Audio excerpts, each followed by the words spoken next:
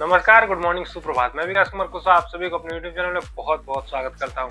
अब चलते हैं जल्दी से हम लोग आने वाले कुछ मिनटों में जो हमारे 24 घंटे के जो महत्वपूर्ण समाचार है उसको जान लेते हैं। जी हाँ, पहला समाचार, इंडिगो फ्लाइट कैंसिलेशन की समस्या अभी भी जारी है। जी हाँ, 400 से 850 फ्लाइटें रद्द की गई हैं, जिसके वजह से जो यात्री है उनको बहुत ही ज्यादा तकलीफ का सामना करना पड़ रहा है। सरकारी कार्यवाही, जी हाँ, सरकारी कार्यवाही के तहत सरकार ने इंडिगो एयरलाइंस को ये दिशा निर्देश जारी किए हैं कि वो अपने जितने भी फ्लाइट कैंसिल हो रहे हैं उनका रिफंड रविवार शाम तक अपने ग्राहकों को दे दे, तथा जो मनमाने ढंग से उनकी फ्लाइट का टिकट बढ़ाया जा रहा है उसको 500 के किलोमीटर तक का दिशा निर्देश करके उसको निर्धारित कर दिया गया है किराया कितना लगेगा। रूस के राष्ट्रपति व्लादिमीर पुतिन का भारत दौरा के अंतर्गत ये कुछ महत्वपूर्ण समझौताएं हुए हैं, जिनमें न्यूक्लियर समझौता सबसे महत्वपूर्ण है। साथ ही वीटो पर अधिकार के बारे में भी उनके आपस में सहयोग की बात कही गई। साथ में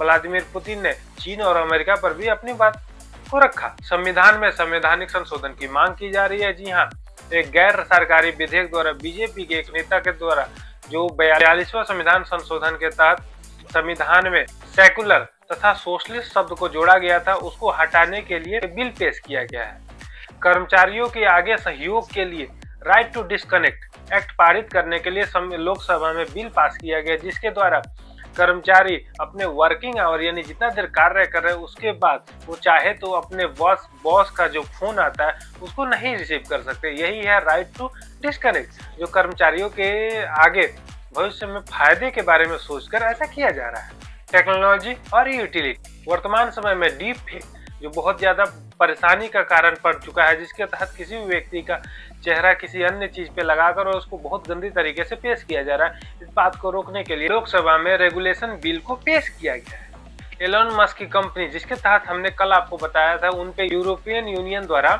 कुछ जुर्माना लगाया गया। जी हाँ, वो है एलोन मस्क की AI ग्रुप। उस पे यह आरोप लग रहा है कि वो किसी व्यक्ति की फैमिली तथा निजी जानकारियों को लीक कर रहा है। इस बात को और आगे बढ़ते हुए नजर आ रही है। 3D प्रिंटिंग का भी प्रयोग हमारी सेना कर रही है, जिसके तहत त्रिशक्ति कोर एरिया में on site 3D concrete print technology का प्रयोग किया जा रहा है, जो सैन्य बुनियादी ढांचों के निर्माण में एक बहुत ही महत्वपूर्ण कदम माना जा रहा है। ऊर्जा क्षेत्र में प्रगति, ऊर्जा मंत्री प्रहलाद जोशी ने यह बताया है कि भारत में रिन्यूएबल ऊर्जा के क्षेत्र में प्रगति हो रही है। उड़ीसा में ही अकेले 1.5 लाख रूफटॉप सोलर्स लगाए हैं, जिसके तहत रिन्यूएबल एनर्जी का विस्तार होते हुए नजर आ रही है।